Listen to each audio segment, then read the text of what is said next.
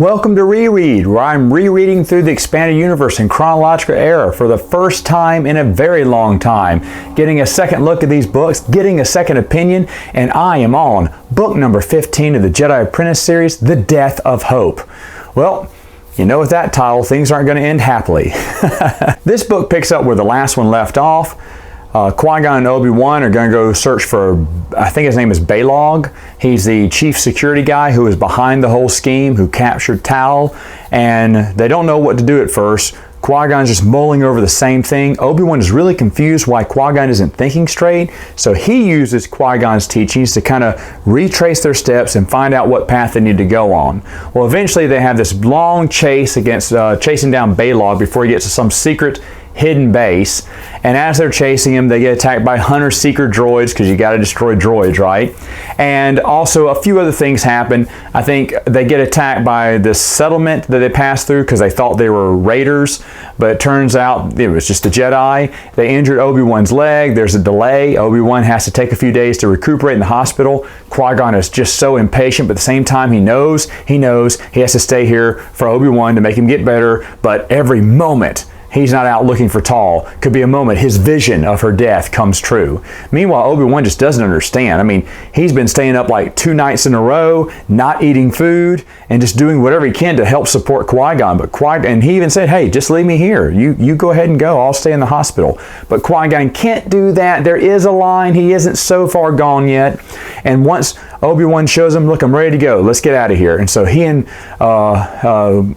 Obi-Wan hit the trail, but one of the twins from the earlier book come in, and she tracks him down and says, hey, look, my sister was the traitor this whole time. Yes, she set everyone up. She's in charge of Baylog or whatever, and she sent the hunter-seeker droids after you, and all this stuff. You're thinking, okay, well, why did she call Tal the Jedi then? Why did one of the twins decide to call a Jedi and get her involved? Because they wanted Tal to infiltrate that absolute sect and get them some inside information about those rebels. So in a way, okay, it makes sense, and we have our little twist, because there's always going to be a twist in these books, but again, I'm fine with that. These are young adult books, and they're fun.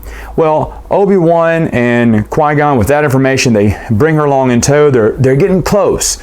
They're just a few hours away from catching Baylog until one of the people from that village comes on a speeder bike and goes, hey, you need to help us. There's a huge raid. They're killing everyone. And then Qui-Gon goes, okay, Obi-Wan, you go. I'm going to go after Tal. And Obi-Wan's like, whoa, whoa, whoa, Master. They need our help. They're calling for our help. These are the lives of many. He's like, yeah, but we have a mission to complete. He's like, but Master, you're wrong on this. Obi-Wan is just shocked. He does not understand what's going on with Qui-Gon. He doesn't know that Qui-Gon has those feelings.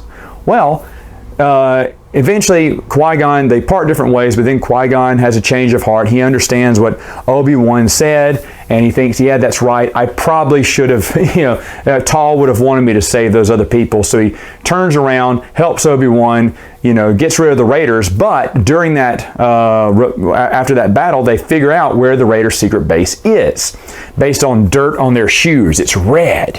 Where do you find red clay here? And they say, only one place. And so they find the secret hideout.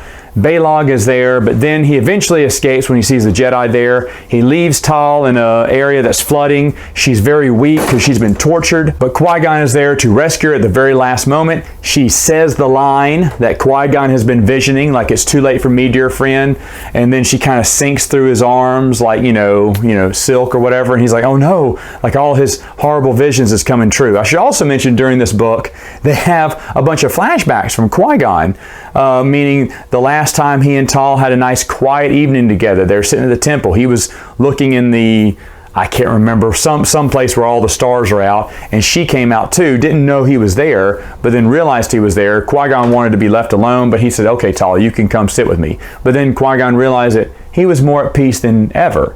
And the next morning it said they would be arguing again, which I loved. And then every flashback happens a little bit later. It happens when Qui-Gon is he's a newly knighted Jedi, and he meets Tal again after so many years, and they just, fall back into step, even though they haven't seen each other in years. Then you rewind a little bit more. Right before they're going to be picked as Padawans, they have one of those battles at the temple together, like Qui-Gon barely wins, and then they go back even further when they're first Padawans at the temple, and Qui-Gon is about to do something he's not supposed to, like climb this rock without any safety harness, and Tal says, let's go. You know, like he first meets her, he's like, oh no, is she going to rat me out? And she's like, no, I want to go too.